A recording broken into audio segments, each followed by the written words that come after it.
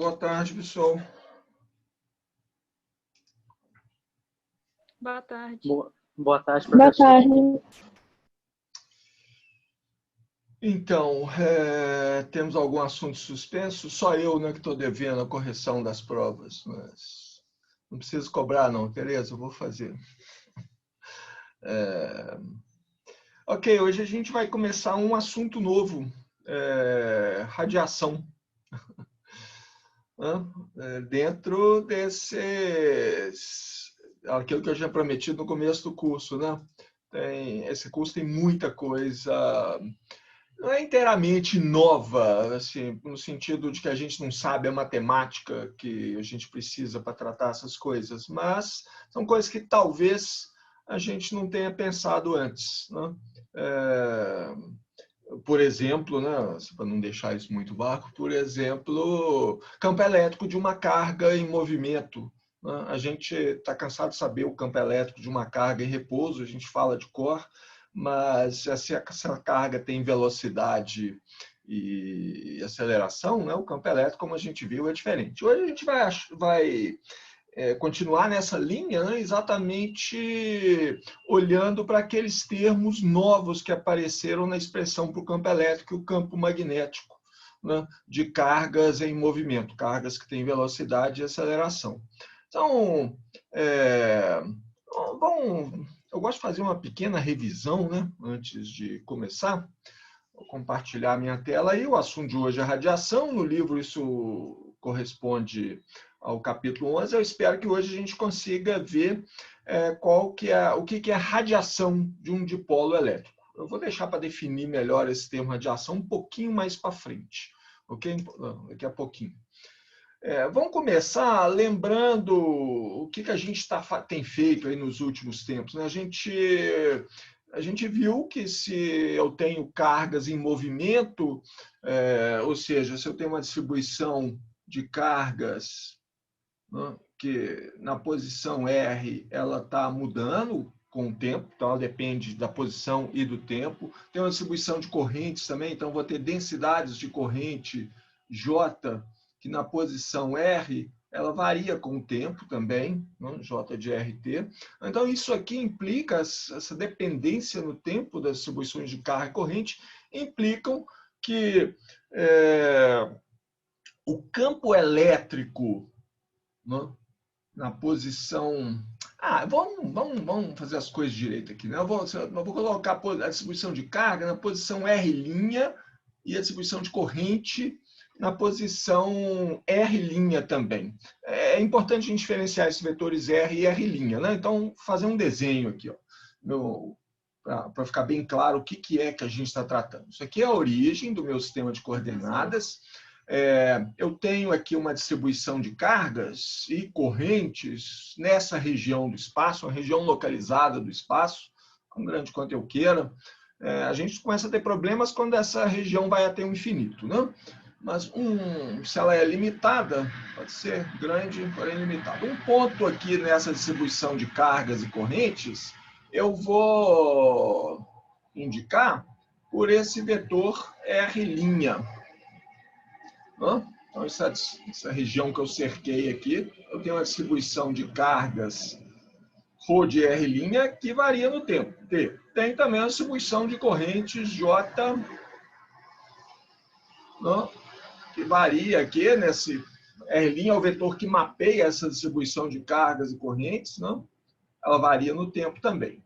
Mas o que eu estou querendo descobrir, é o campo elétrico e o campo magnético numa outra posição, R, aqui. O que eu quero é o campo elétrico na posição R, no instante tempo T, e o campo magnético na posição R e no instante tempo T. E o que a gente viu, tá aí tudo bem, esse é o problema que eu quero, mas o que a gente viu é que quando cargas e correntes variam no tempo, o campo elétrico na posição R no tempo T, campo magnético na posição R no tempo T, eles dependem, não é da distribuição de carga e corrente no tempo T, eles dependem de ρ de R' em um tempo anterior, um tempo que a gente chamou de tempo retardado, TR. E também, né, a distribuição de cargas, um tempo retardado, TR. Esse tempo retardado, TR, é o tempo T, no qual estou calculando o campo elétrico e o campo magnético, menos R, esse é um R diferente, né, dividido por C. C é a velocidade das ondas eletromagnéticas no vácuo, 1 sobre μ0 ε0. Né? Esse R que aparece aqui, vamos desenhar ele aqui no nosso diagrama, né? É a distância de um ponto lá da distribuição de carga até... Quando a linha não começa reta, ela não vai sair reta. Né? Então, quando a gente apaga uma coisa, apaga outra também. Tem que incluir esse ponto R' dentro da minha distribuição de cargas e correntes. Né? Então, de lá para cá é mais fácil. Esse vetor R, que eu estou falando de um jeito diferente, escrevendo de um jeito diferente, ele vai do ponto da distribuição de cargas e correntes que eu estou olhando até aquele ponto lá. Né? Esse tempo retardado, esse tempo TR aqui, né, é o tempo, esse R sobre C, é o tempo que a informação de que a distribuição de cargas e correntes mudou, o tempo que essa informação leva para chegar até o ponto em que eu estou olhando o campo elétrico, o campo magnético. Bom,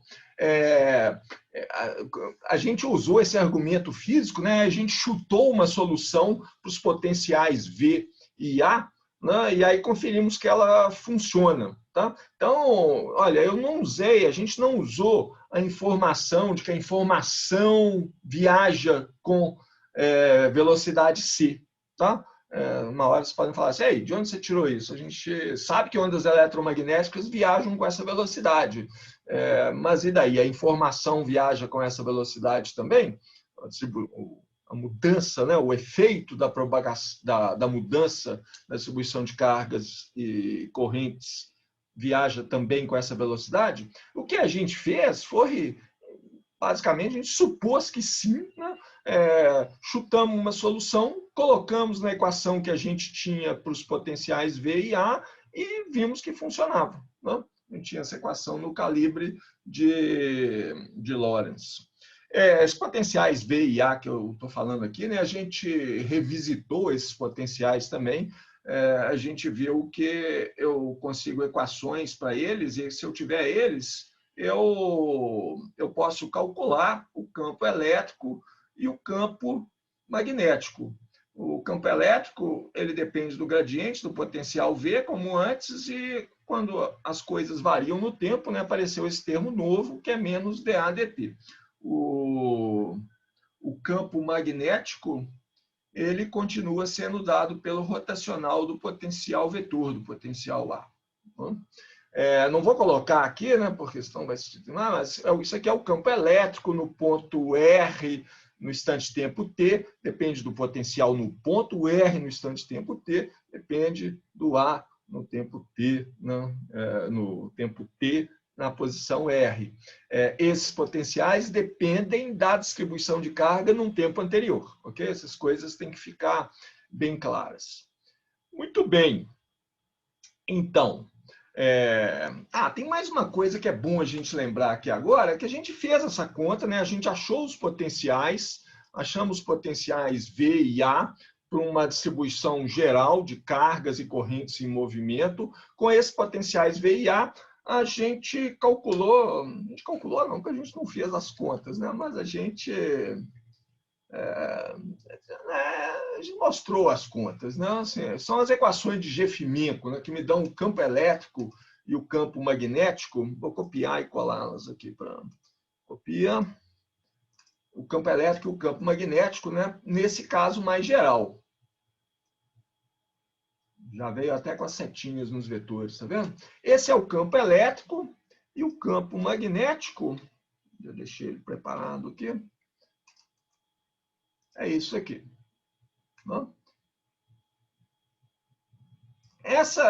Eu gosto dessas expressões, né, porque são expressões gerais, campo elétrico e campo magnético para uma distribuição de cargas e correntes qualquer. Né? O ponto aqui que aparece aqui, tem um ponto aqui nesse ρ, é a derivada da distribuição de cargas no tempo, né? Tem um ponto aqui em cima desse J também, é a derivada de J no tempo. Vejam, está calculado no tempo retardado TR. Né? Essas são as equações de Gefimenko, né? Porque foi o sujeito que primeiro colocou elas nessa forma explícita. Assim.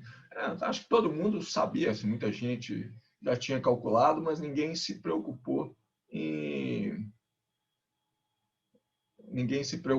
em colocar elas explicitamente aí, né? Eu acho que é legal, gosto de colocá-las aqui, porque é o seguinte, primeiro você vê uma coisa assim, se você tirar a dependência no tempo, ou seja, se esses termos aqui, vou ficar marcando, esse termo aqui, ρ ponto é zero, J ponto é zero, J ponto é zero, se esses termos vão para zero, eu recupero a lei de Coulomb, né? O campo elétrico depende 1 sobre 4π/0, integral da distribuição de carga, né? Num instante de tempo lá, dividido por R ao quadrado. É a lei de Coulomb. E o campo magnético é dado pela lei de Biot-Savart. Né? Fica só esse termo de cá, né? na expressão. Então, essas expressões são consistentes com o que a gente viu antes. Não? Uma outra coisa interessante que é importante para a gente hoje aqui é o seguinte, ó, os termos novos entre aspas, né, que apareceram nessas expressões, esses termos que envolvem as derivadas no tempo de ρ e de J, eles caem com a distância com 1 sobre R. Eles caem mais devagar do que os termos, vou chamar eles de tradicionais, né? O termo Biot-Savart, esse aqui, né? E o termo Coulomb, esse aqui, esses termos caem com 1 sobre R ao quadrado. Esses termos novos, né? Que envolvem ρ ponto e J ponto, eles caem com a distância com 1 sobre R. Ou seja, eles caem mais lentamente com a distância. Os termos de cargas e correntes estáticas, eles morrem mais rápido, eles caem com 1 sobre R ao quadrado. Então, se eu tiver uma distância muito grande, o que eu vou ver é esses termos que caem com 1 sobre R, né? Se eu fizer R tender para infinito. Então, é aqui que começa o nosso trabalho de hoje mesmo, até agora a revisão. Nossa preocupação de hoje é ver o transporte de energia, tá? Transporte de energia em distâncias longas. Transporte de energia para o infinito. Transporte de energia com R tendendo para infinito. Energia eletromagnética, né? É isso que interessa para a gente aqui. Né? E é isso que eu vou chamar de radiação, tá? É isso que a gente chama de radiação nesse contexto aqui. Tem uma nota de pé de página lá no livro chamando a atenção para isso, né? O que se chama de radiação aqui nesse contexto que a gente está é esse transporte de energia para o infinito, transporte de energia para distâncias muito longas. Embora o uso geral do termo radiação, né, mesmo em física, você fala radiação, radiação numa lâmpada, a lâmpada está irradiando luz para cá, tá certo, tá, mas não é essa radiação que a gente está preocupado aqui agora. Quando a gente falar em radiação aqui, eu estou olhando para a energia que foi emitida por uma fonte de campo eletromagnético. Quando eu dizer fonte do campo eletromagnético, eu estou dizendo uma distribuição de cargas e correntes, né, que está mexendo no tempo. Então, tem um campo elétrico e um campo magnético descritos por essas equações que estão aí na tela. Né, e eu estou preocupado com a energia que vai chegar lá numa distância tendendo para infinito. Então, é isso que a gente vai olhar aqui agora. Ó, transporte de energia, quem lembra de como que... Nós temos uma grandeza que mede isso, né? O famoso vetor de Poynting, né? S, que a gente viu antes. Quando a gente definiu o vetor de Poynting, eu falei, a gente vai usar isso muitas vezes, o vetor de Poynting aqui, e aí usamos umas 2 ou 3 vezes e nunca mais, né? Mas está aqui ele, finalmente voltou. O vetor de Poynting, ele me dá o fluxo de energia, ou seja, o módulo dele é a quantidade de energia que passa por unidade de tempo, por unidade de área, através da área perpendicular à direção, sentido do vetor de Poynting, que a direção, o sentido do vetor de Poynting é a direção, o sentido desse fluxo de energia. Se eu tenho o campo elétrico e o campo magnético, eu sei calcular esse fluxo de energia. Ora, e eu tenho o campo elétrico e o campo magnético, estão aqui nessas expressões, né, para o caso mais geral possível. Então, nós vamos fazer essa conta aqui, ó. Eu vou calcular qual que é a potência, ou seja, a energia que chega por unidade de área. Né? Então, quero calcular a potência P. Isso é um escalar, é a quantidade de energia que chega por unidade de tempo, né, numa certa área. Então, eu vou calcular a potência. Vou copiar e colar? Vou, mas primeiro vou escrever aqui. Vou calcular a quantidade de energia que passa por unidade de tempo, e isso varia com o tempo também, é lá num certo instante de tempo, T, né? Através de uma superfície, então, que pode ser uma esfera de raio S, de raio R, né? Então eu tenho que integrar sobre toda essa superfície o vetor de Poynting S escalar dA. Ok. Eu vou fazer um desenho, vou copiar essa expressão também. Não vou fazer nada, vou copiar o desenho também. O desenho que eu vou copiar é esse aqui, ó. Vou falar de que superfície que eu estou falando. Olha, essa é uma figura lá do livro, né? Source aqui é a minha fonte de campo eletromagnético. É a distribuição de cargas e correntes, né, que está lá mexendo no tempo, gerando esse campo elétrico e o campo magnético. A gente está vendo a expressão deles aqui em cima. Eu tenho uma casca esférica de raio R, tá? Vou fazer R tender para infinito. Mas o que eu quero calcular é a quantidade de energia que atravessa essa superfície por unidade de tempo. Isso é dado por essa integral, né? Essa integral aqui, de S escalar dA, é feita sobre essa superfície esférica. Bom, deixa eu colocar uma forma mais bonitinha. Já vou colocar lá na próxima página. Então, é isso aqui, né? Essa potência, quantidade de energia por unidade de tempo que atravessa a minha superfície esférica lá de raio R, é a integral do vetor de Poynting, está explicitado aqui, 1 sobre 0 dA. Ok, a área da superfície dessa casca esférica, a área dela, ela cresce com R ao quadrado. Então, os termos do campo elétrico e do campo magnético proporcionais a 1 sobre R ao quadrado, né? O termo do campo magnético proporcional a 1 sobre R ao quadrado, aqueles termos que eu chamei lá atrás de tradicional, né? O termo de Coulomb, o termo de Biot-Savart, esses termos não vão contribuir em nada para essa energia quando eu fizer R tender para infinito, ok? Porque assim os dois vão, a área está crescendo, o campo elétrico e o magnético estão diminuindo também, não chegaria energia quando R tende para infinito, se eu tivesse só esses termos. Mas eu tenho aqueles termos que caem com 1 sobre R, ok? Então, o que eu preciso calcular é a contribuição daqueles termos, ok? A R tendendo para infinito. Só para lembrar isso aqui. Ok. Então, acho que eu vou passar aqui para calcular direto um caso específico. A radiação, ou seja, a última promessa que é a última vez que eu repito, é a radiação, né? O que eu quero dizer é a energia que chega por unidade de tempo lá em R tendendo para infinito, que está atravessando aquela minha casca esférica lá na frente, né? A nossa lembrança é que isso aqui só depende dos termos do campo elétrico e campo magnético que caem com a distância com 1 sobre R. Então, nós vamos fazer aqui agora para um caso específico, a chamada radiação de dipolo. Por que nós vamos fazer esse exemplo específico? Primeiro, porque é um exemplo simples, simples, tem aspas,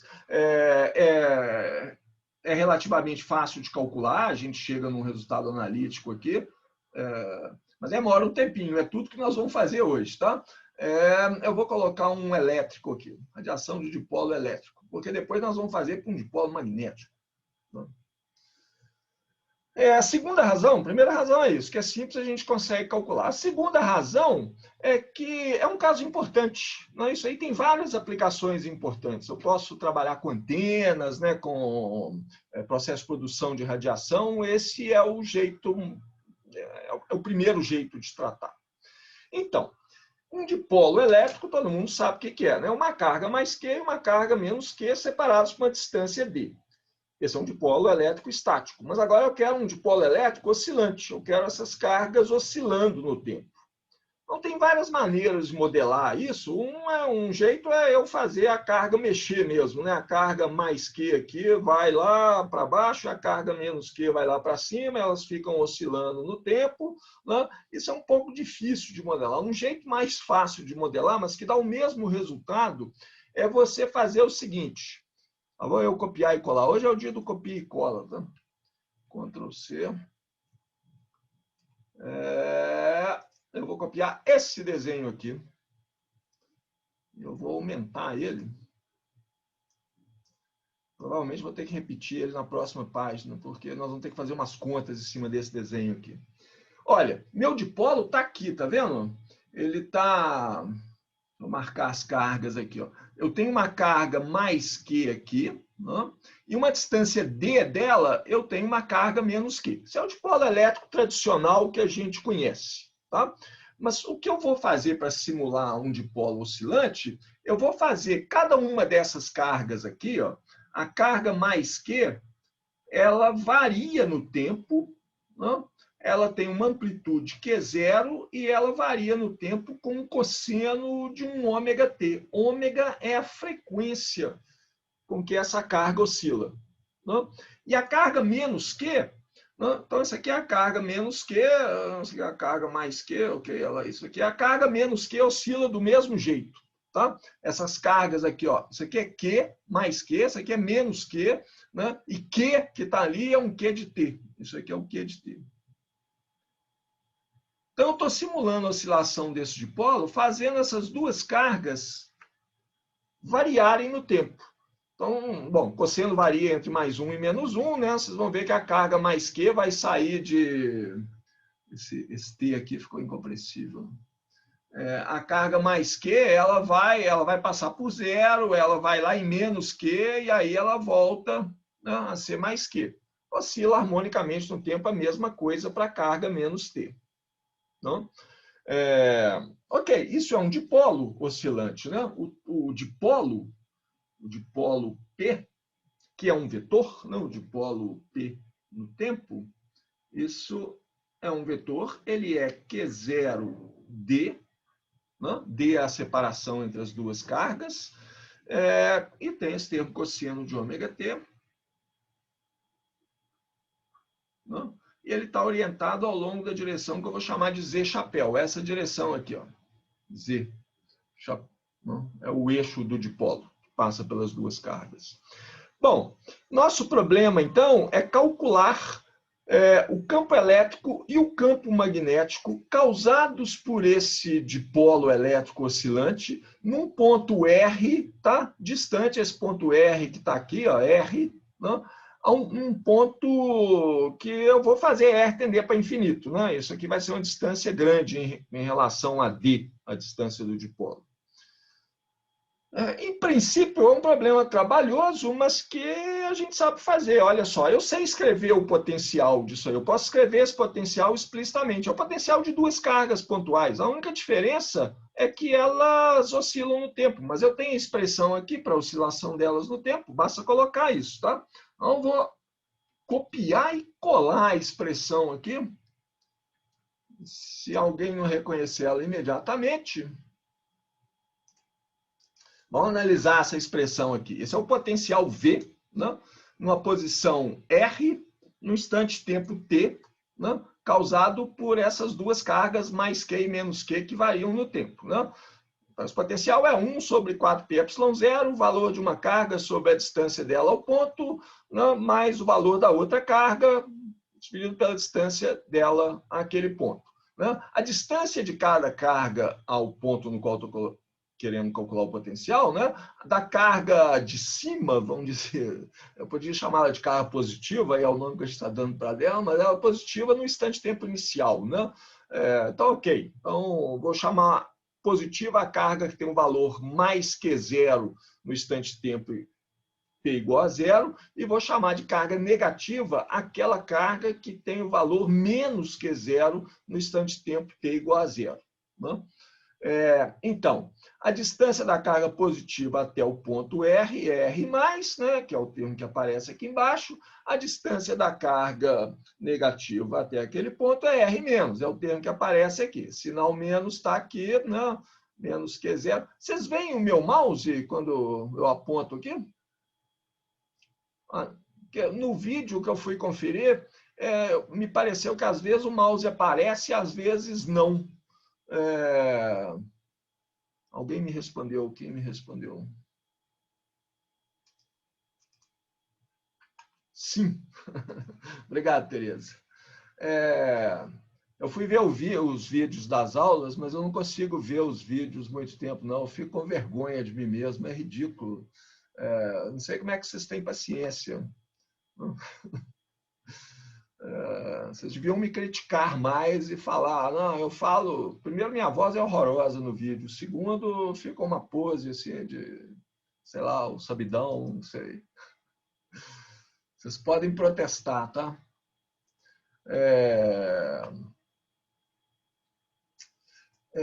Eu tentei usar um pointer aqui, mas o pointer não funciona direito. Quer ver?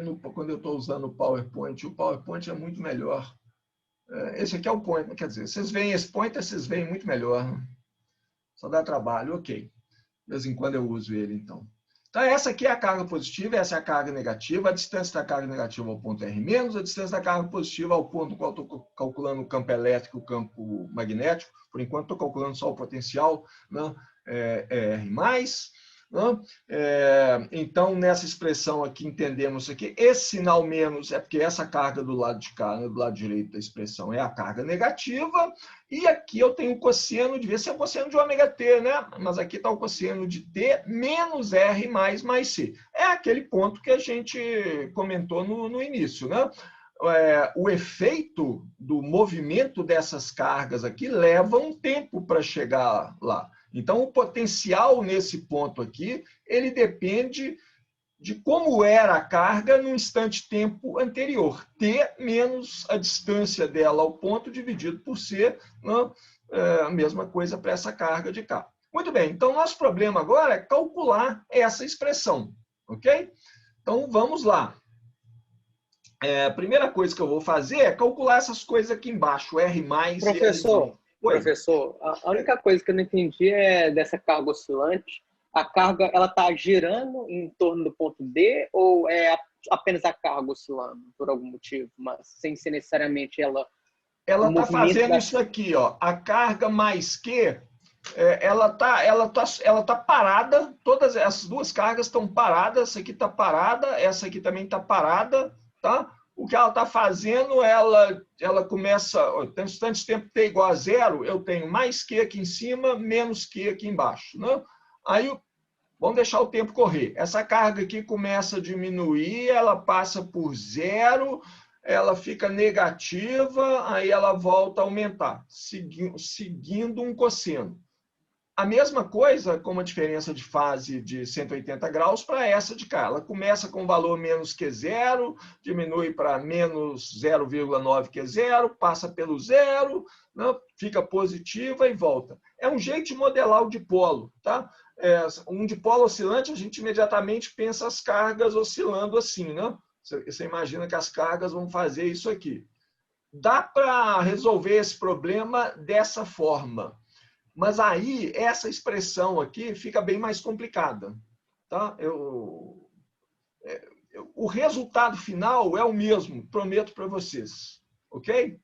Mas então, no caso, eu estou considerando a carga parada, né?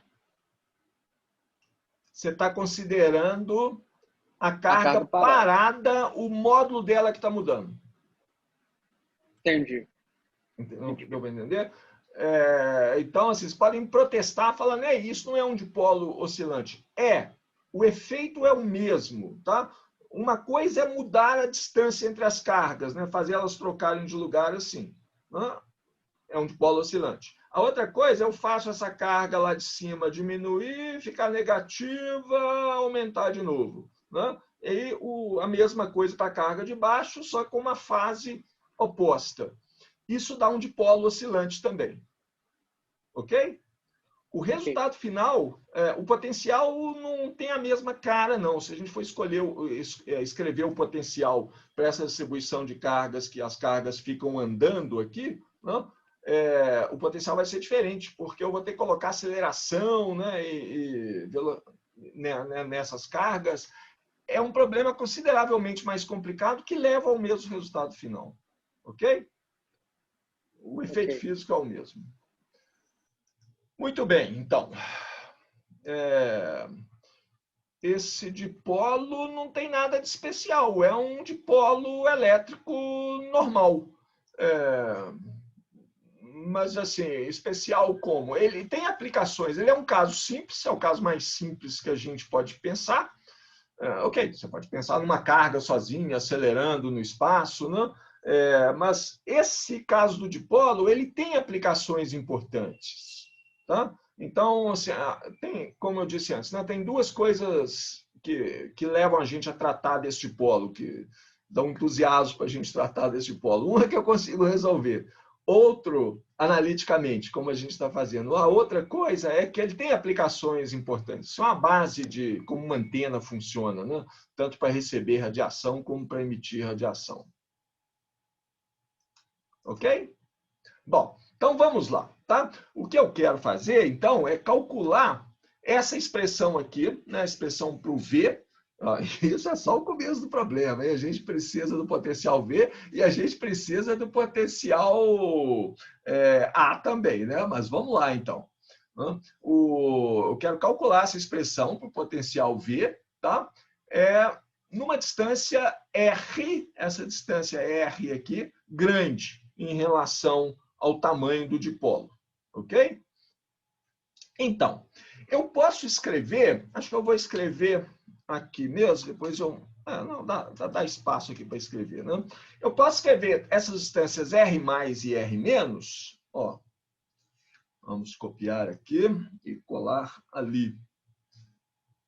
Quando eu colo, ele aparece sempre numa posição aleatória.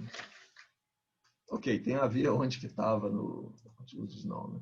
Eu estou escrevendo aqui esses termos R mais e R menos que aparecem, né, dentro da expressão para o potencial V. O que eu usei aqui? A lei dos cossenos. Né? Essa distância...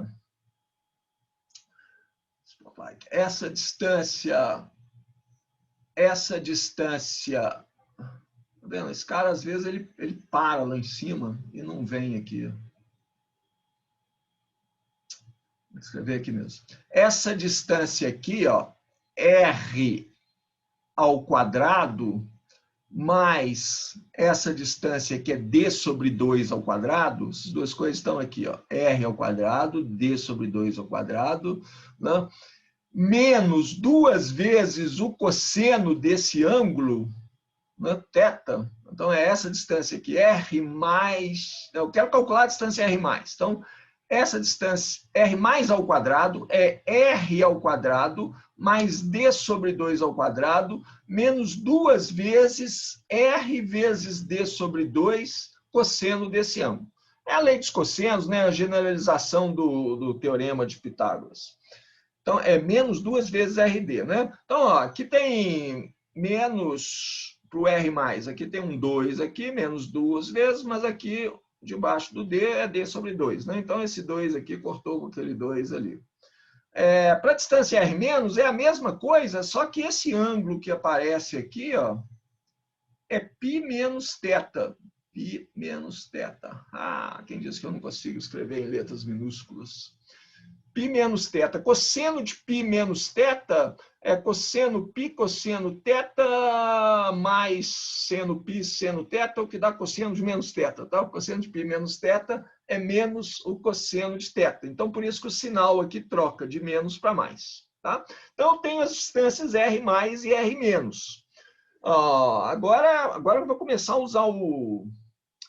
primeiro eu vou escrever isso aqui de um jeito mais...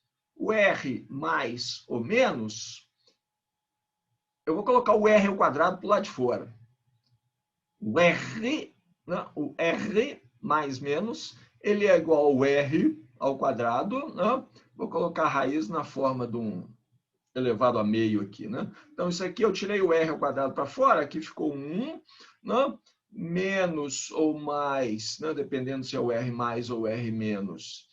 Eu tenho que dividir isso aqui por R ao quadrado. Né? Então, isso aqui vai ficar D sobre R, cosseno de θ, mais D sobre R ao quadrado, né?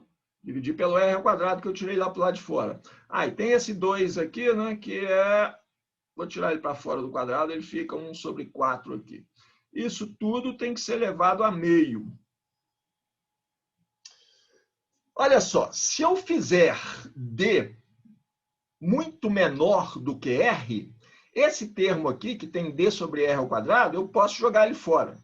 Vai sobrar só esse primeiro termo aqui, tá? Guardaram essa expressão? Vocês guardaram essa expressão, aí eu posso copiar a outra do livro aqui, ó.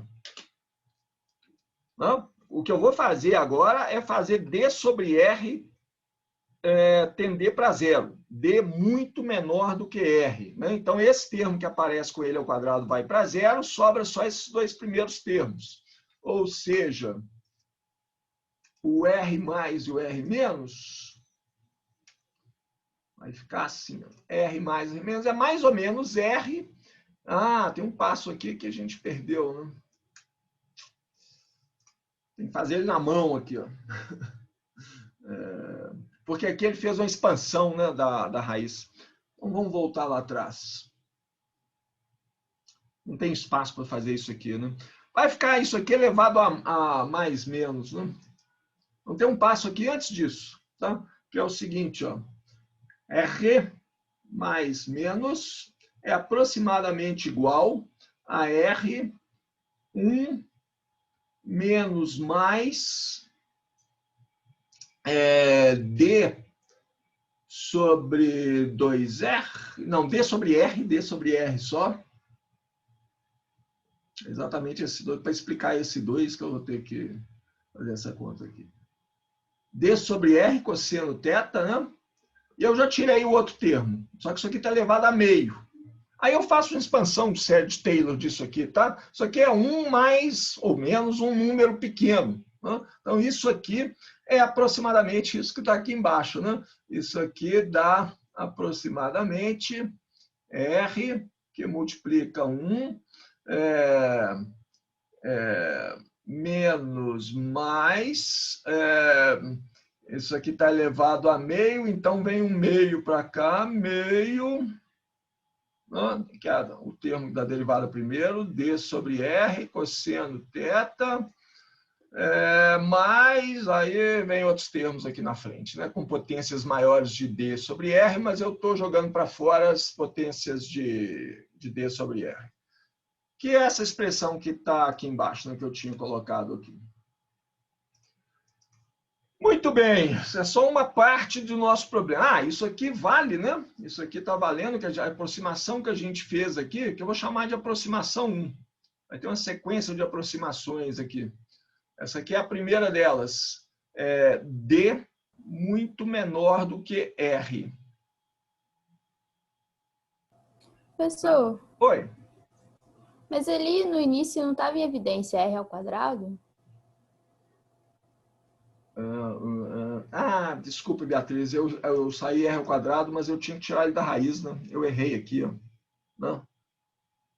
O R, eu tirei o R ao quadrado da raiz, certo? Justo, certo. Não. Olha só, esse R ao quadrado aqui, eu coloco ele em evidência dentro da raiz. Fica R dentro da raiz, hein? Estou dentro da raiz. R ao quadrado, dentro da raiz, multiplica 1 mais blá, blá, blá. Né? Aí eu tirei ele para fora da raiz.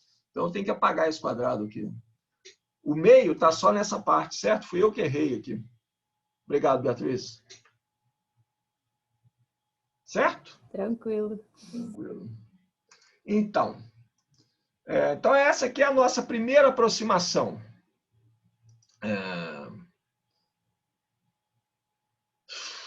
Agora, acho que eu vou pegar a equação de... tem uma pergunta do Nicolas aqui. Ó. Se eu ficar me afastando e aproximando de um dipolo estático, eu deveria enxergar ele como se ele estivesse irradiando? O que você vai enxergar? Você vai enxergar, se o dipolo está estático, você vai enxergar só a variação do campo elétrico. Né? Se você ficar oscilando harmonicamente, você vai enxergar um campo oscilante, mas o campo não é o campo de um dipolo oscilante, o campo que você vai enxergar. Você vai enxergar um campo que aumenta e diminui, né? Na frequência que você estiver se aproximando e afastando do dipolo. Mas você vai ver que o campo elétrico, vocês vão ver que o campo elétrico do dipolo que a gente vai chegar, ele não é um campo que aumenta e diminui. Se você ficar parado num ponto lá, nós vamos ver a forma dele, é uma forma diferente. Ok? Muito bem. Vamos lembrar aqui que a gente está querendo calcular, né? Esse cálculo é chato. Nós estamos querendo calcular essa equação do potencial aqui. Ó. Deixa eu copiá-la para lá. A gente não esquecer. Eu estou querendo calcular isso aqui, tá? Deixar no cantinho aqui. E agora eu tenho uma expressão para R mais e para R menos, que aparece aqui, né, e lá dentro, não?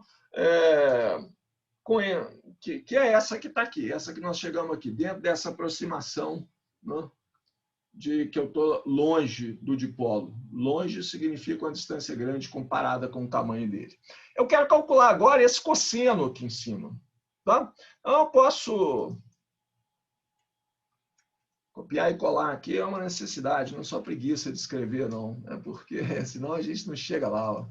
Eu demoro para escrever isso aqui. Eu preciso calcular esses termos aqui, ó, cosseno de ômega t menos R mais sobre C e cosseno de ômega t menos R menos sobre C. Esse termo que está aqui, cosseno que eu acabei de colar aqui, né? Isso aqui, então, substituindo esse valor de R mais e R menos dentro desse cara aqui, isso aqui dá o cosseno de ômega t menos R sobre C, ok? Substituir o R mais aqui, ó, substituir esse R mais, que é a coisa que todo mundo enxerga quando eu pinto, cara. Substituir esse R mais aqui por essa expressão de cá, ok? Então, é isso aí que fica. Agora eu posso expandir isso aí. Eu tenho cosseno de... Vou continuar marcando as coisas aqui. Eu tenho cosseno disso mais ou menos isso. Cosseno de A mais B. Então, como a gente é expert em trigonometria, eu sei que cosseno de A mais B é cosseno de A, cosseno de B, menos, né, seno A, seno B e vice-versa. Então, eu vou ficar com essa expressão. Copiei, não?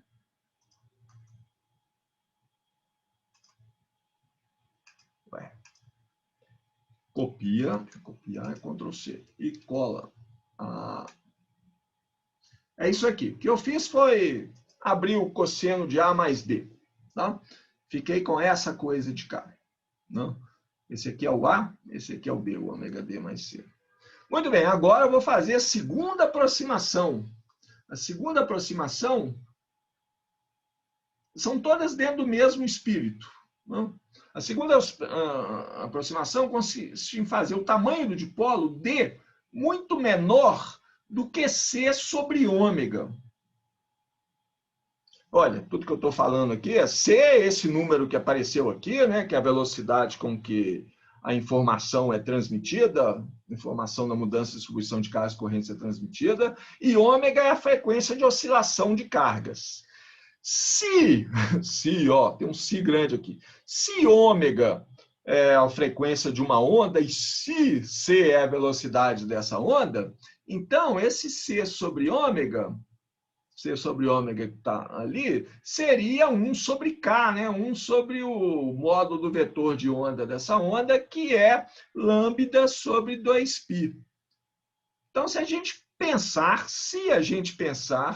em isso, que C é a velocidade de uma onda eletromagnética e ômega seria a frequência dessa onda, essa aproximação aqui consiste em fazer D é muito menor do que o comprimento de onda dessa onda. O meu dipolo é pequeno, né, comparado com o comprimento de onda dessa onda. Eu estou falando isso aqui agora, né, porque o resultado que a gente vai chegar é que esse campo elétrico lá longe é uma onda eletromagnética, tá? É uma onda eletromagnética com um formato meio diferente, tá? Que vai ter um comprimento de onda que é isso aí, C sobre ômega. Tá? Mas não preciso pensar nisso aqui agora, não, tá? Porque eu já sei o resultado, então não falando isso. A aproximação que eu estou fazendo é que D é muito menor do que C sobre ômega, para poder simplificar essa expressão para o cosseno aqui. Com essa aproximação, o meu cosseno de ômega t menos R mais ou R menos sobre C, né? A expressão que aparece ali dentro da expressão do potencial, é isso que a gente está calculando aqui. Estamos quase lá. Ela vai ser o quê? Copia e cola. Agora, sabia que aparecia no lugar certo. O que eu fiz? Né? O que eu fiz aqui? Olha, eu estou fazendo D ser muito menor do que C sobre ômega. Tá? Então, nessa expressão aqui, olha, nesse termo aqui, eu tenho D sobre C, ponho esse ômega aqui, ó, lá embaixo, tá? Se eu apagar esse ômega aqui, eu posso colocar ele aqui. Então, esse termo aqui, o argumento desse cosseno é pequeno. Ok, cosseno de θ é um número que varia. Θ é o ângulo polar, né? Eu estou em coordenadas esféricas, é o ângulo polar que marca a posição que eu estou. É um número que varia entre menos 1 e mais 1. É um número pequeno, né? Então, mas esse número aqui é muito pequeno, ele está indo para zero. Isso aqui é cosseno de zero. Cosseno de zero tende para 1.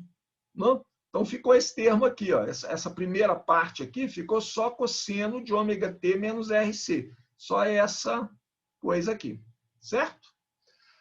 Do lado de cá, né, esse D sobre C sobre ômega aparece aqui, nesse seno de ômega D sobre 2C cosseno de θ.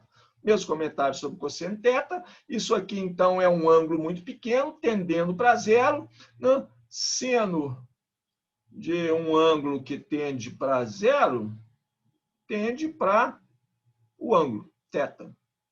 Então, aqui embaixo apareceu aquele ângulo ali, ó, ômega D sobre 2C.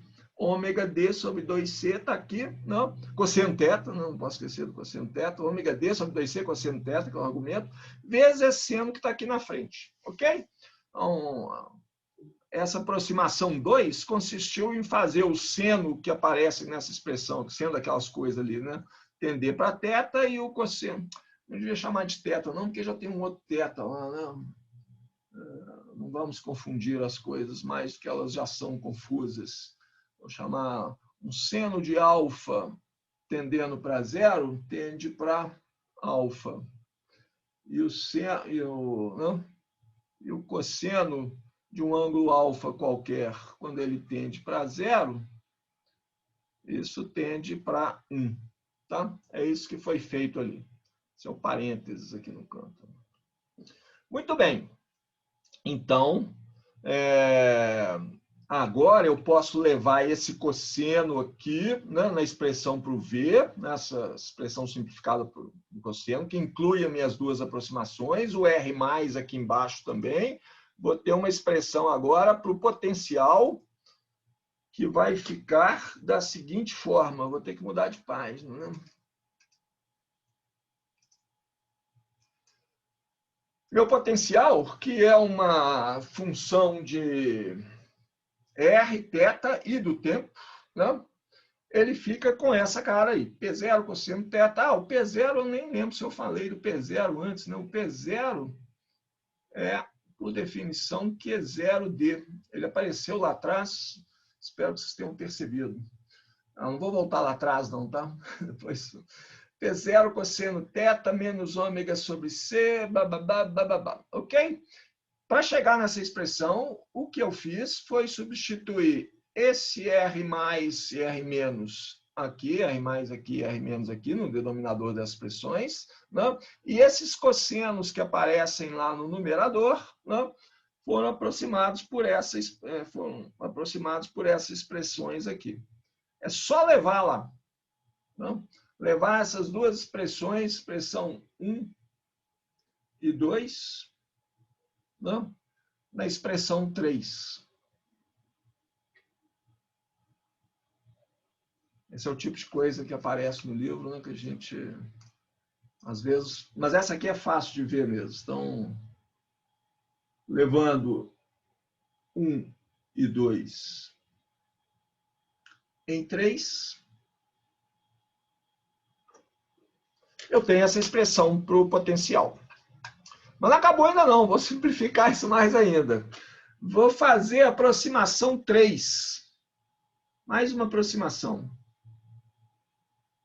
Quando a gente faz essa sucessão de aproximações, a gente tem que tomar cuidado de que elas são consistentes, né? Às vezes você pode fazer uma aproximação, D é muito menor do que R, e aí logo depois você faz uma aproximação de que R é muito maior do que, não sei, R é muito menor do que alguma outra coisa, e aí como é que fica essas coisas? Então, ok, vamos fazer a aproximação e vamos conferir se elas são coerentes. Aproximação 3... basicamente é fazer o R tender para infinito, o R mesmo, a distância na qual estou olhando o campo magnético. Mas eu vou fazer isso assim, eu vou fazer R ser muito maior do que C sobre ômega. Tá? Por que eu estou fazendo isso? Porque nessa expressão aqui, tá vendo? Nessa expressão que a gente tem agora potencial, o termo do seno está multiplicado por ômega sobre C. Aqui. O termo do cosseno está multiplicado por 1 sobre R. Então, eu posso fazer o seguinte, eu posso colocar ômega sobre C para o lado de fora, né? Aqui, coloco em evidência. Então, o seno não está multiplicado por nada e eu tenho que dividir o termo do cosseno por ômega sobre C. Então, no termo do cosseno, apareceria aqui essa coisa R sobre C sobre ômega no denominador. Então, esse termo aqui vai para 0 na aproximação 3. Ele é proporcional a 1 sobre R, o outro é proporcional a ômega sobre C. 1 sobre R é muito menor do que ômega sobre C. O seno e o cosseno não precisa nem preocupar com o valor deles, que é alguma coisa entre menos 1 e mais 1. Eles não vão explodir hora nenhuma. Então, essa aqui é a aproximação 3. E aí fica essa observação aqui também, né? Se C é uma velocidade de uma onda e ômega é a frequência dessa onda, isso aqui significaria que R é muito maior do que o comprimento de onda dessa onda. Tá? A gente tem que ver se essas aproximações aí, como eu falei, né, tem que ver se essas aproximações são coerentes. Quais são as aproximações que a gente fez? Vamos voltar lá atrás e ver aqui. A aproximação 1 é D muito menor do que R. A 2 é D muito menor do que... Vou colocar lambda, tá bom? D muito menor do que lambda. E agora eu falei que R é muito maior que C sobre ômega.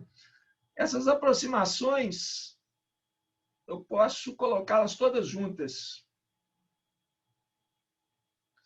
É o seguinte, D é muito menor do que lambda, que é muito menor do que R. Então, a terceira aproximação está aqui. R é muito maior do que lambda, é essa de cá. Né? A outra está aqui. Lambda é muito maior do que D. Cadê essa? Aqui, é a aproximação 2, né? Lambda é muito maior do que D. E D é muito menor do que R. Muito menor mesmo, né? Porque o D está lá na outra ponta. Lá. D é muito menor que lambda, que já é muito menor do que R. Tá? Então, isso aqui tem as 3 aproximações. Tá? Elas são coerentes, não está uma contradizendo a outra, não. Muito bem, então nessa aproximação agora vai sobrar só esse termo do seno aqui no potencial. Cheguei na expressão final para o V. Achei que não ia dar tempo, hein? Nós chegamos na aproximação do V. Nosso problema não acabou ainda não, né? Nós precisamos do potencial A. Porque só com V, não é essa que eu quero, não. Eu quero, essa é aquela mesma que já estava lá, né? Eu quero essa de cá. Essa aqui é a minha expressão final para o potencial V, né? De um dipolo elétrico oscilante dentro dessas aproximações que estão aqui. Tá? D é muito menor do que C sobre ômega, que é muito menor do que R, que é a distância na qual eu estou calculando o campo elétrico e o campo magnético. Para que eu estou calculando o campo elétrico? Eu quero calcular o campo elétrico e o campo magnético, porque eu quero calcular a energia que chega lá por unidade de tempo, a potência que chega lá por unidade de tempo. Não é. A única coisa, essa expressão é a mesma que está lá em cima, só que ficou só o termo do seno, né? Esse outro termo aqui foi para zero. Foi para zero. Muito bem. Com isso, eu não consigo calcular nenhum campo elétrico, né? Porque eu preciso do potencial A. Eu preciso do A aqui. Eu quero livro.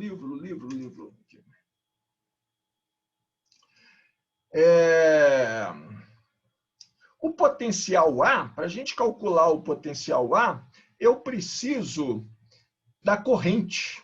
Preciso da corrente elétrica. Não, o potencial A depende da corrente elétrica.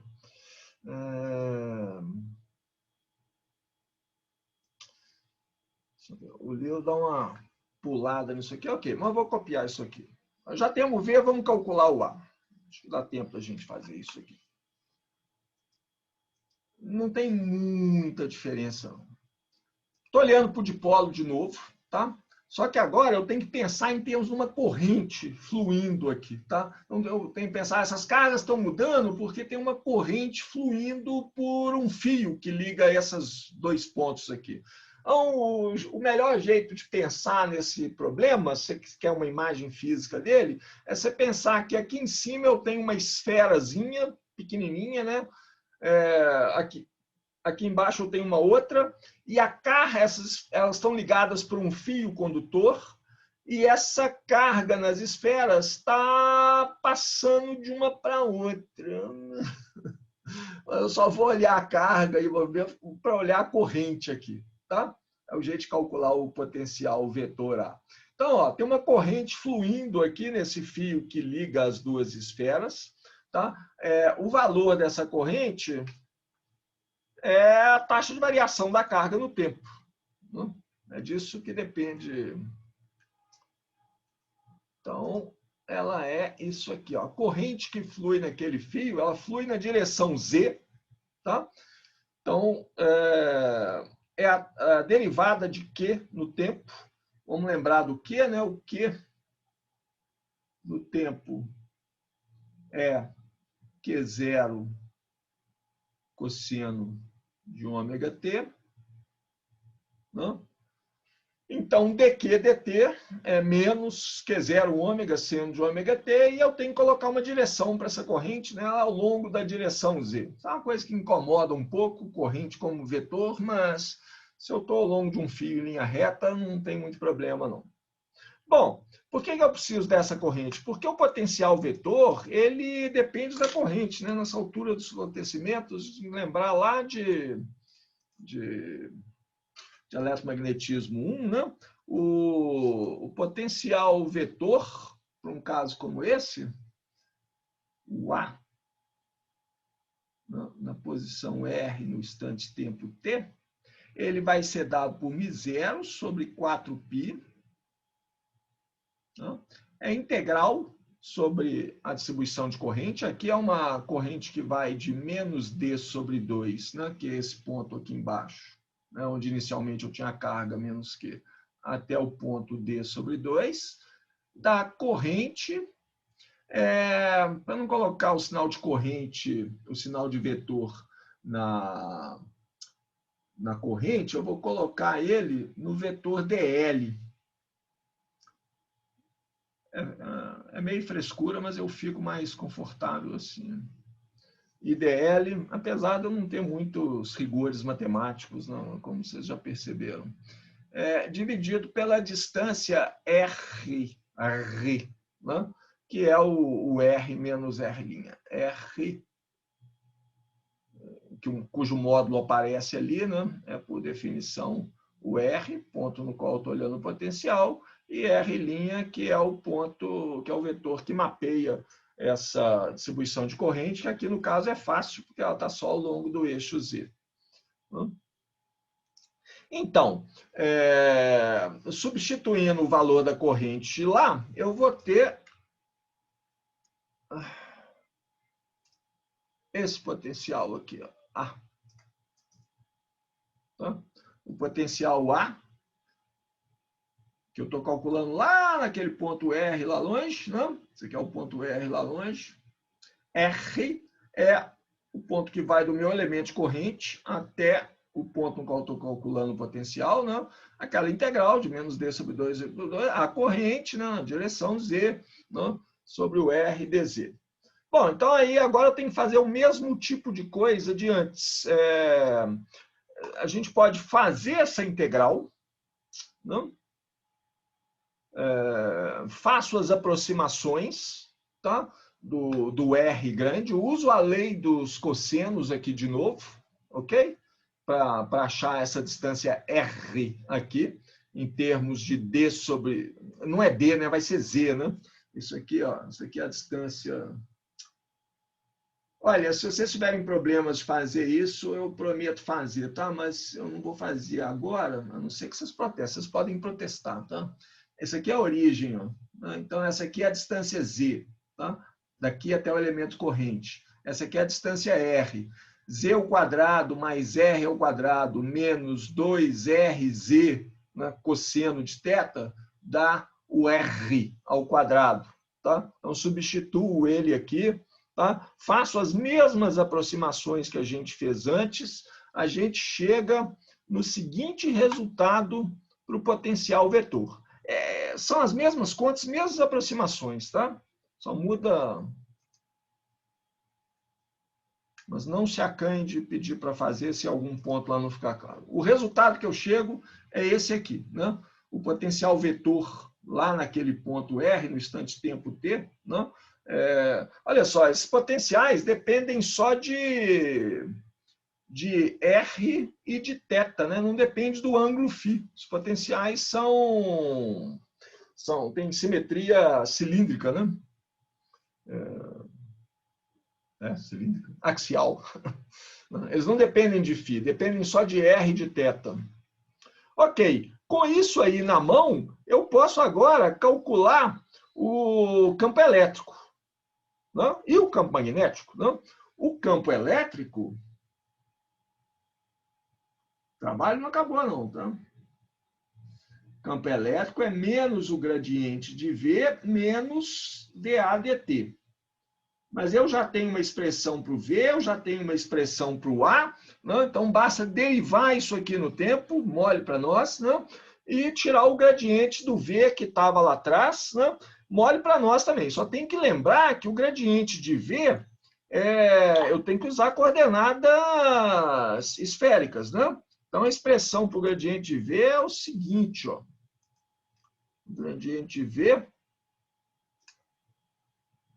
não tem o termo em φ, né?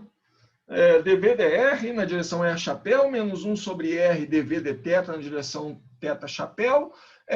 O termo em φ é 1 sobre R seno θ, derivada do V em relação a φ, né, na direção φ chapéu. Mas a derivada de V em relação a φ é zero, o V não depende de φ, então isso aí só tem esses dois termos, só tem termos na direção R chapéu e θ chapéu. Isso aqui vai ser igual a quê? Ok, isso aí são derivadas. Né? Deriva. E a gente chega nesse resultado aqui. Trabalho braçal, tá? Mas nada muito complicado, não. Chegou essa expressão grandona aí. Não? Que eu posso aproximar. Não? Olha aqui aparece de novo esses termos seno, cosseno, né? de ômega T menos RC. Eu posso fazer as aproximações que a gente, mesmo tipo de aproximação que a gente tinha feito antes, tá? Mesmas aproximações, eu estou numa distância R grande comparado com C sobre ômega, né? Então, esse R aqui é grande comparado com C sobre ômega. Ó, tem um ômega multiplicando todo mundo aqui. Né? Então, nós levar aqui, posso botar aqui R sobre C sobre ômega. Não? Aqui também vai aparecer esse termo. Então, dentro da mesma aproximação, o gradiente de V vai ficar assim, ó.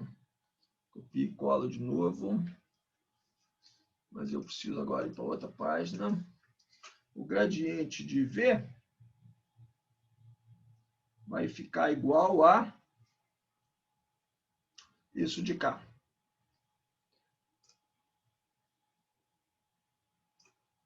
Já tem um sinal de igual ali. Ó. Eu apago esse que eu coloquei. É mais ou menos igual, porque isso aí tá com aquela aproximação que a gente fez. Né? Ei, como que eu fiz isso? Ok? Gradiente de V. Falta o dA dt. Tá? Falta o dA dt aqui. Deixa eu achar onde que ele está. Se eu tiver o DADT agora, o DADT é mais fácil de calcular, né? Se eu tiver o DADT, eu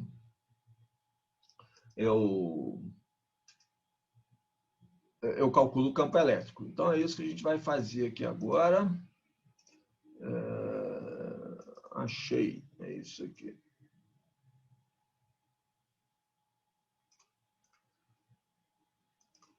DADT dá isso de cá. Né? Com esses dois, eu posso agora copiar o campo elétrico, que é menos o gradiente de V menos dAdt. E o resultado é este aqui. Esse é o campo elétrico. No ponto R... Não, professor, Oi. Aqui, DAD, se a gente pega o potencial vetor A gente só vê um termo em função que tem apenas a componente Z. Só que aí a gente tirou uma derivada no tempo, a gente não fez nenhum rotacional e apareceu um termo que depende, que não tem Z, que não está na coordenada Z, mas está na coordenada F, na coordenada θ. Eu não entendi como é que faz essa derivada, então. Você tem que lembrar, assim, Z chapéu, ele depende de R θ também. Certo? Então, o que eu tenho que fazer aqui, para poder fazer essa derivada, pega essa expressão para A aqui, escreve o Z chapéu em termos de R θ. Entendeu? Eu não posso... verdade. Coordenadas. Eu tenho que colocar esféricas. Tudo em coordenadas esféricas. Então, o Z chapéu... você acha isso lá no livro, né? Você acha? Eu não acho. Por alguma razão, eu não consigo achar. Esse não tinha... Não, beleza. Não, mas ok, tem uma expressão para Z chapéu. Tá aqui, achei. Está lá no final. Em coordenadas esféricas, o Z chapéu é cosseno θ R chapéu menos seno θ θ chapéu. Ok? Então, esse Z chapéu que tem aqui, ó, esse Z chapéu que está aqui, ele é... O que foi que eu falei? Cosseno θ R chapéu R chapéu, menos seno θ mais cosseno φ. Não, mais cosseno φ? Não, menos seno θ. Ah, dá para a gente ver isso, até você imaginando a figura, né? Dá para você ver isso aqui. Menos seno θ, θ chapéu. Ok, tá certo. Ok? Então, é isso que eu tenho que fazer antes de fazer a derivada no tempo. Por isso que apareceu esse termo aqui do θ chapéu. Eu acho que aqui não tem uma aproximação. Ah, porque aqui já está a expressão toda combinada, né? Aqui apareceu, tá vendo? Olha o Z chapéu aqui, ó. Isso que está aqui é a derivada no tempo que você viu lá, e esse aqui é o Z chapéu. Ok? Bom, uma boa pergunta, é bom chamar a atenção para isso aí. Não gostei disso aqui não, que ele ficou feio. Vou colocar ele aqui num vermelho aqui em cima para a gente lembrar depois, né? Isso que está aqui é o Z chapéu. Ok, então tem o campo elétrico e posso calcular o campo magnético também, né? O campo magnético, o que eu tenho que fazer? Eu tenho que tirar o rotacional de A. Não posso esquecer de novo, né, que eu tenho que usar o rotacional de A. Eu tenho que usar a expressão por rotacional em coordenadas esféricas, porque a expressão que eu tenho para o A é em coordenadas esféricas. Então, o rotacional de A, o termo relevante lá, em coordenadas esféricas, é esse aqui, é o termo na direção φ chapéu, porque é o termo que envolve a derivada parcial em relação a R da componente em θ e envolve a derivada parcial em relação a θ da componente AR. A expressão para o A, né, que a gente achou aqui atrás, ó, ela só tem termos em R chapéu e θ chapéu. Então, o rotacional, só essas derivadas de Aθ e AR é que interessam, né, e tem que ser a coisa correta lá. Muito bem, fazendo essa conta aí do rotacional, eu vou achar. Agora tem, ó, o campo magnético só vai ter uma componente, né, na direção φ chapéu. O campo elétrico, vocês estão vendo aí, ele tem componente só na direção θ chapéu.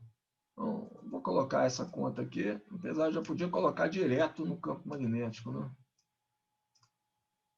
Eu já podia colocar a expressão direta para o campo magnético. Que é isso aí. Por quê? Não vou colocar direto, porque assim, é essa expressão que dá. Mas aí vamos fazer a aproximação 3 de novo, tá? Então, vou fazer...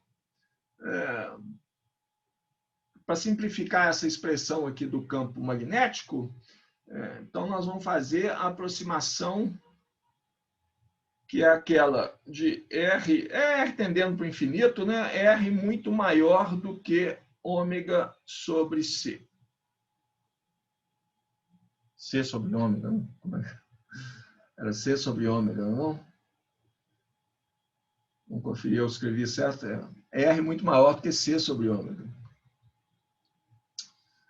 Então, o contrário disso daqui. Aí isso vai simplificar essa expressão de novo, né? Porque nesses cossenos e senos aqui aparece um está sobre 1 sobre R, o outro aparece multiplicado por ômega sobre C. É a mesma coisa de antes, vai sobrar só esse termo que tem seno θ cosseno de ômega t menos RC. Ok? O outro termo vai sumir. Epa, o que eu fiz aqui? Então, a expressão final para o campo magnético vai ser isto aqui. Aí eu vou conseguir colocar o campo elétrico e o campo magnético na mesma página. Eles merecem estar em tamanhos iguais, né? Porque aí a gente pode olhar para a cara deles. Ficou meio fora de foco, porque eu tive que ampliá-la demais, mas dá para ler, né? Temos aqui o campo elétrico e o campo magnético, né, de um dipolo elétrico oscilante numa distância grande comparada com o tamanho do dipolo, comparada com C sobre ômega. que, se a gente quiser pensar como sendo com um comprimento de onda, né, a gente pode pensar dessa forma. Tá? Então, agora a gente está com tudo na mão para calcular a quantidade de energia por unidade de tempo que chega lá. Né? Não, isso não é o resultado final que a gente quer, não. A gente quer o vetor de Poynting lá na frente. A gente quer produto vetorial com B. Tá? Mas antes de fazer isso, né, a gente pode ver esse E e B descritos acima, olha só a cara deles. Eles oscilam com um cosseno de ômega t menos R sobre C, né? Todos os dois, né, oscilam com a mesma frequência, né? Ômega que multiplica T menos R sobre C, ou seja, passa esse ômega lá para dentro, né? Esse cosseno, vou escrever isso aqui, esse termo, né, de cosseno, que todos os dois têm, campo elétrico e campo magnético. Então, eu vou ficar nessa página aqui mesmo, tá? Fazer o que a gente faz lá no quadro, né? Colocar um risco aqui, dividir o quadro, e falar, olha, tanto o campo elétrico quanto o campo magnético, eles são proporcionais a um termo de cosseno de ômega que multiplica T menos R sobre C. Tá? Um está numa direção, o outro está numa direção, mas eles oscilam no tempo de acordo com esse termo aqui. Eu posso escrever esse termo como sendo cosseno de ômega T menos ômega sobre C vezes R.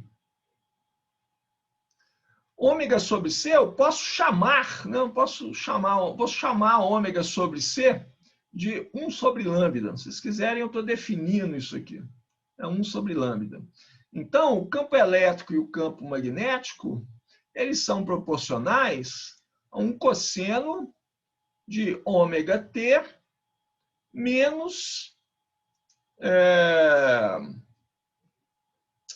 vou fazer melhor, né? Não vou chamar... Aliás, não vou definir isso como 1 sobre lambda, não, porque ômega sobre C, se fosse uma onda, né? Ômega sobre C seria o K dessa onda, né?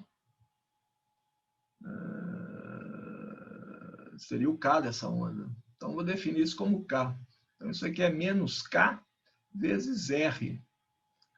Se vocês quiserem melhor ainda, eu posso trocar o sinal, né? Cosseno de θ é igual ao cosseno de menos θ. Isso aqui é o cosseno... Se vocês quiserem fazer muito, isso aqui é o cosseno de KR menos ômega T. O que é isso aqui? Isso é uma onda. Isso é uma onda que se propaga ao longo de R, da direção R, né? E ela oscila no tempo com a frequência ômega. Né? E ela está andando na direção positiva do R. R é a direção radial.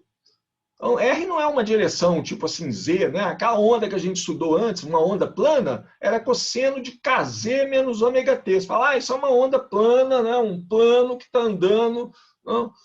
Ao longo da direção Z. Aqui não é uma direção fixa, não, é um R, é a direção radial. Então, isso é uma onda esférica. Ela se propaga, né, na direção radial e ela varia no tempo com a frequência ômega. Então, aquela interpretação que a gente deu antes, adiantou antes, falando, assim, ômega sobre C pode ser entendido como K, é 1 sobre lambda.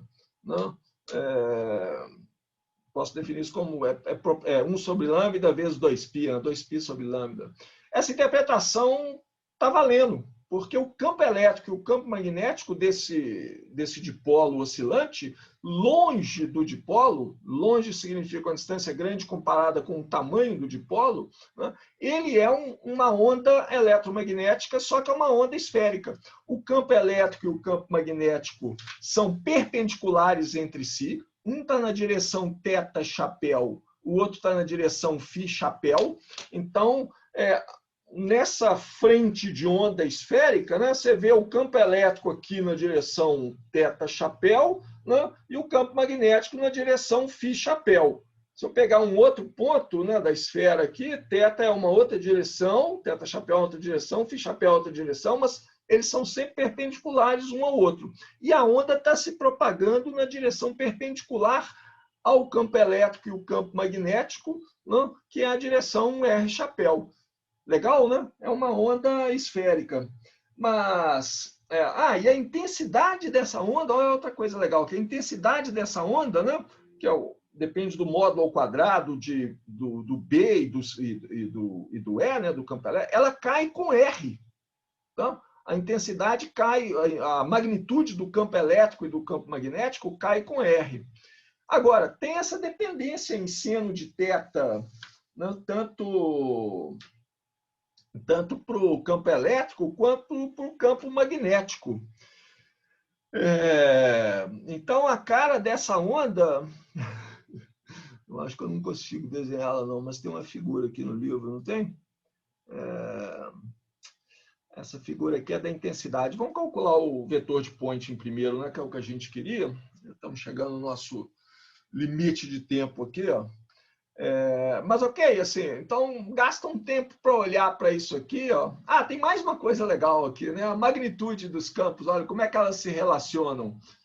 O campo elétrico é proporcional a μ0, B0, ômega ao quadrado sobre 4π, sendo θ sobre R. O campo magnético, μ0, P0, ômega ao quadrado, está lá em cima também, dividido por 4π, e tem 1 sobre C aqui, ó, sendo θ sobre R. A magnitude do campo magnético, vou chamar ela de B0, tá? Ela é a magnitude do campo elétrico dividido por C. Igualzinho às ondas eletromagnéticas planas que a gente tinha antes, né? Isso que eu chamei de E0 ali, é aquilo lá, ó, μ0, P0, que é a magnitude do dipolo elétrico oscilante, com ômega ao quadrado dividido por 4π. Tá? E tem uma dependência em θ e em R. Ela varia com o ângulo θ. Então, o θ é o ângulo polar, né? É o ângulo com o eixo Z. Então, essa intensidade, ó, essa magnitude do campo elétrico e do campo magnético, né? Quando θ é igual a zero, ou seja, eu estou no eixo do dipolo, não tem campo elétrico nem magnético. À medida que eu vou me afastando do eixo do dipolo, né, indo para a direção perpendicular ao dipolo, ali eu tenho campo elétrico e tenho campo magnético com maior intensidade. Né? E essa intensidade, maior magnitude, não tem que usar o termo intensidade com cuidado. Né? E essa magnitude, campo elétrico e campo magnético, vão caindo com o inverso da distância à fonte. Muito bem, então, sem mais delongas, a gente não passar demais, deixa eu calcular aqui o vetor de Poynting. O vetor de Poynting, né, é 1 sobre μ0 ε0. Então, eu já... campo elétrico, produto rotacional com campo magnético. É só fazer o produto rotacional daqueles dois caras lá. Né, e o resultado é esse aqui, né? A intensidade, né? Vai com isso aqui, aquele termo é 0 vezes B0, né, ao quadrado, com 1 sobre C lá do lado de fora. Né? E tem uns cortes aqui de C ao quadrado. Não, C não aparece ao quadrado, né? Mas acho que 0 parece... Não aparece... Ok, é só fazer essa conta aqui. Né? Dá esse termo. Eu estava pensando aqui, assim, tem algum lugar que C ao quadrado vira 1 sobre μ0 ε0? Eu acho que sim, mas eu não lembro mais da conta. Ok, então esse é o vetor de Poynting. Né? O que me interessa é a média do vetor de Poynting ao longo do tempo. Né? Então, eu vou fazer a média. Ó, aqui aparece um cosseno ao quadrado. Né? O valor médio do cosseno ao quadrado de θ no tempo é meio. Né? Então, se eu tirar o valor médio de S, nesse ponto R, lá longe do dipolo, né, no instante tempo T, tiro a média no tempo. Esse cosseno ao quadrado aqui simplesmente vai dar um sinal meio. E aí elevo todas aquelas coisas ao quadrado, vou ter essa expressão aqui. Ó.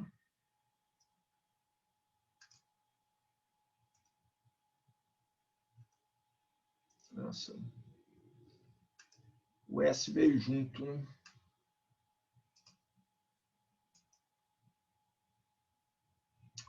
Ok, vocês não ligam de ter dois S, não é isso aqui embaixo, né?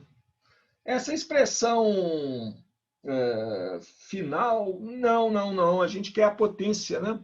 A gente quer a potência. Então, eu tenho que integrar a potência média. Então, eu tenho que integrar, para obter a potência média, né?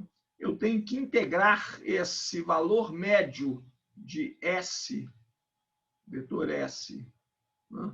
Escalar dA, sobre aquela minha superfície esférica de raio R, lá longe. Tá? Então, aqui está. Eu prometo que essa é a última expressão do dia aqui. Mas vai ter mais uma coisa legal, tá? Então não vai embora ainda não. Tem mais uma coisa legal para falar aqui. Pelo menos eu acho legal. Vocês devem achar legal então também. Dá isso aqui, tá? Acho que eu mereço escrever isso com mais destaque aqui, né? Eu vou escrever a mesma coisa que está ali, tá? Só para destacar, porque no meio das... Isso aqui é fazendo essa conta, tá? Fazendo essa integral disso de cá, né? Sobre a superfície, essa casca esférica, essa integral que está explícita aqui, o r ao quadrado corta com r ao quadrado, fica um seno ao cubo aqui, mas isso a gente sabe integrar, né? O integral em cima de dφ dá simplesmente 2π, blá, blá, blá. Então, o valor da potência média, ou seja, a quantidade de energia por unidade de tempo, que chega lá nessa casca esférica em R grande, R tendendo para infinito, não? Que basicamente é a aproximação que a gente precisa fazer. Se você quiser considerar em termos práticos, eu estou numa distância R muito, muito maior do que o comprimento de onda que a gente tira ali, né? Ômega sobre C, ômega sobre C, e muito maior, a distância é muito maior, a distância que eu estou é muito maior do que o tamanho do dipolo. Então, nessas aproximações, a quantidade de energia que chega por unidade de tempo, não? Total lá, é μ0, que é uma constante, P0 ao quadrado, que é uma outra constante, é o valor do dipolo, né, da magnitude do dipolo. Ômega quarta é a quarta potência da frequência da onda, né? Vezes 12π, dividido por 12πc, né? Que é uma outra constante. Tá? Essa expressão final que a gente estava querendo. Em resumo, o que a gente viu hoje aí, tá? A gente viu que um dipolo elétrico oscilando, né? Ele vai gerar uma onda eletromagnética lá no infinito. Essa onda eletromagnética que chega lá no infinito, ela é basicamente resultado daquele campo elétrico e aquelas partes do campo elétrico e campo magnético, né, que dependem da distribuição de carga variando no tempo, né?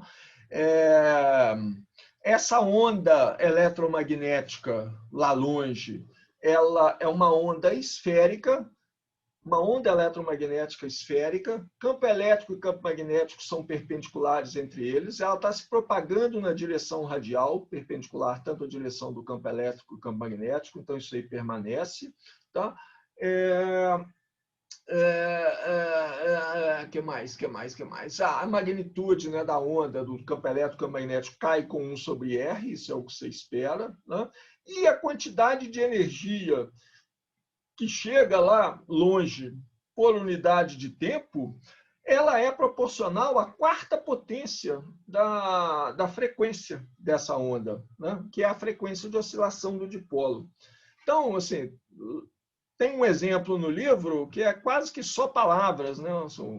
Não é um exemplo, é um argumento em palavras para explicar por que o céu é azul. Então, toda essa calculeira de hoje é para explicar a cor azul do céu. Quando alguém perguntar para vocês, você é físico, por que o céu é azul? Você fala, senta aí, vou fazer umas contas aqui para você. E aí você chega nesse resultado, e aí tudo que você tem que falar é o seguinte, olha, essa luz que a gente vê no céu é luz espalhada. A luz do sol chega, né? Acho que tem uma figura aqui legal. Tem uma figura aqui, vou copiar essa figura aqui. Eu prometi que não ia colocar nenhuma expressão. Então, vou colocar uma figura, eu posso colocar. Ó. Essa figura aqui é a gente olhando para o Sol, né? Isso aqui é a Terra, essa bola é a Terra, você está lá em cima da Terra, olhando para o céu, né? Isso aqui, essa linha reta aqui, é a luz do céu, a luz do Sol que está vindo aqui. A luz do Sol acerta uma molécula lá na atmosfera, ela é absorvida, isso significa o seguinte, ela coloca o átomo, os elétrons da molécula lá para oscilar. É um dipolo elétrico oscilante, você pode modelar isso como um dipolo elétrico oscilante. É um modelo mais simples e que funciona. Este dipolo elétrico oscilante, ele emite radiação. Agora, como a gente acabou de ver, num ponto longe, nós estamos longe dessa molécula que está lá na atmosfera, sei lá, alguns quilômetros, 1 quilômetro, 2 quilômetros de altura, né? Essa luz, essa onda eletromagnética irradiada pelo dipolo, que é uma onda esférica, como a gente viu, os dipolos que oscilam nessa direção. O dipolo tem que oscilar na direção perpendicular à luz do Sol. No que a luz do Sol chegou aqui, o campo elétrico, que é quem vai fazer o dipolo oscilar, né, ele está perpendicular à direção de propagação. Então, o dipolo pode oscilar nessa direção ou nessa direção, no plano perpendicular à direção de propagação dos raios do Sol. Né? Os dipolos que oscilam, né, no mesmo sentido que você está olhando, você não vê a luz deles, porque, como a gente viu, né, a potência espalhada depende, né, do seno ao quadrado de θ, a quantidade de energia por unidade de tempo, né, em média, depende do seno de θ. Aqui na expressão da energia depende do... θ é o ângulo com a direção que você está vendo. Né? Então, se você está com θ igual a zero, o dipolo você está olhando na linha de oscilação do dipolo, você não vai ver radiação nenhuma. A radiação que você vê, né, é dos dipolos que oscilam em qualquer direção que não seja essa mesma sua. A radiação que você vê mais intensa, ela vem dos dipolos que estão oscilando na direção perpendicular à sua linha divisada e perpendicular também à direção do raio de Sol que botou aquele dipolo para oscilar. Né? Então, quando você olha para o céu na direção perpendicular ao Sol, o Sol está aqui, você faz 90 graus com ele, olha para lá, você vai ver um azul mais intenso, que é onde tem uma radiação espalhada com... não falei porque que é azul, né? É o ômega quarta, né? Mas você vai ver uma luz polarizada também, porque ela vem principalmente desses dipolos que estão oscilando nessa direção perpendicular à sua linha divisada e perpendicular a direção do Sol. Né? E por que é azul? Que era o ponto que motivou tudo isso. É esse ômega quarta aqui. Né? Azul é a frequência no visível, é a parte do visível que tem a maior frequência. Então, a energia ela é maior, a energia emitida, a energia dessa onda eletromagnética, ela cresce com o quadrado da frequência. Então, vermelho é espalhado pouco, né? Aqui é espalhado, né? Os dipolos estão oscilando, a luz vermelha ele vai emitir pouco. Então, o vermelho passa. Quem emite mais, o dipolo oscilante, ele emite mais no azul. Então, quando você olha para o céu, você vê essa luz espalhada, você vê azul. Explica também por que o Sol fica vermelho quando ele está no horizonte. Né? Você está olhando direto para o Sol, aí a luz que está vendo, você não está vendo a luz dos dipolos oscilantes, né? Porque você está na direção. Você vê a luz que não foi espalhada, que não foi reirradiada nesse plano perpendicular à direção que o Sol está emitindo os raios. A luz que sobra é a que vem sem espalhar muito, que é a luz de frequência menor, que é o vermelho. Ok? Então, vocês já sabem como explicar a cor do céu, o vermelho do Sol no Sol nascente ou poente, né? É só pedir um pouco de paciência para a pessoa que fez a pergunta, senta lá e vocês podem fazer umas continhas e pronto. Não? Legal, né? Então, gente, tudo isso que a gente viu foi o dipolo elétrico oscilante, tá? Agora nós temos que fazer o dipolo magnético oscilante, mas isso vai ficar para a próxima aula, ok? No momento eu achei que não ia dar tempo de chegar no final aqui, mas acho que cheguei até onde eu queria chegar hoje, com 5 minutos a mais de aula. Tudo bem? Mais alguma dúvida, alguma pergunta? Todo mundo... Ô, Sérgio, Oi, Paula. deixa eu só fazer um comentário rapidinho, pra Ah. ter certeza, porque na última aula você falou que quem saiu com o exercício 5 vai ter que fazer outro. Aí eu não sei se foi brincadeira ou se foi sério.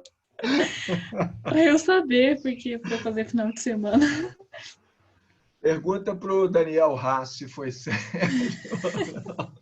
Não, não é sério não, Paula. Foi uma brincadeira. Ah, não, tudo bem. Não, na verdade, eu falei o seguinte, você e mais, acho que os dois Rafael e Rafael, que tinham quem saiu com o exercício 5 foi você, o Daniel Haas, Rafael e Rafael. Aí eu falei, ó, você, Rafael e Rafael, você, Paula, Rafael e Rafael, escolhem um outro problema e o Daniel vai ter que fazer o outro problema. Tá, entendi. Mas é brincadeira, tá? É brincadeira. Foi uma falha minha, eu não tinha visto que o 5... Eu fiz os problemas assim, eu olhei, não, é isso aqui, mais ou menos. Achei que o único que eu tirei da lista foi o 6. Foi o 16, que eu achei, isso aqui está muito matemático. Eu deveria ter tirado o 5 também, mas foi o Daniel que me falou isso. Então, assim, para a próxima, para esse capítulo 11 aqui, como vocês estão fazendo os exercícios antes de mim, mais detalhes, né, vocês podem sugerir. Paulo Sérgio, não coloca esse na lista, não, porque esse está muito fácil. Tá? Tudo bem, valeu, Paulo Sérgio. Falou? Não, mas o seu é o 5 mesmo. Faz ele ultra detalhado. O que eu falei foi o seguinte, se você estiver constrangida de fazer uma prova mais fácil que o resto da turma, faz mais um. Escolhe mais um problema e faz. Tudo bem, vou deixar aí Você está com bastante facultativo. tempo, você pode fazer. Com certeza. Sobrando tempo. Mas é brincadeira. A lista é aquela mesmo, é o que está falando lá mesmo. Tá postado lá no Moodle. Ok, gente? Muito bem, então. Se não tem mais perguntas, bom final de tarde para vocês. O sol saiu, vamos sair e aproveitar. Não fiquem em aglomerações. Paulo Sérgio, eu tenho uma pergunta. Diga, Nicolas. Eu estava assistindo aquelas aulas sobre os potenciais de esqueci o outro nome dele. Mas aí eu fui dar uma olhada naquele outro livro que você citou, o Heitz-Milford. Aí na dedução lá, ele usa um jacobiano, e aí desse jacobiano aparece uma derivada lá do tempo em relação a cada uma das coordenadas.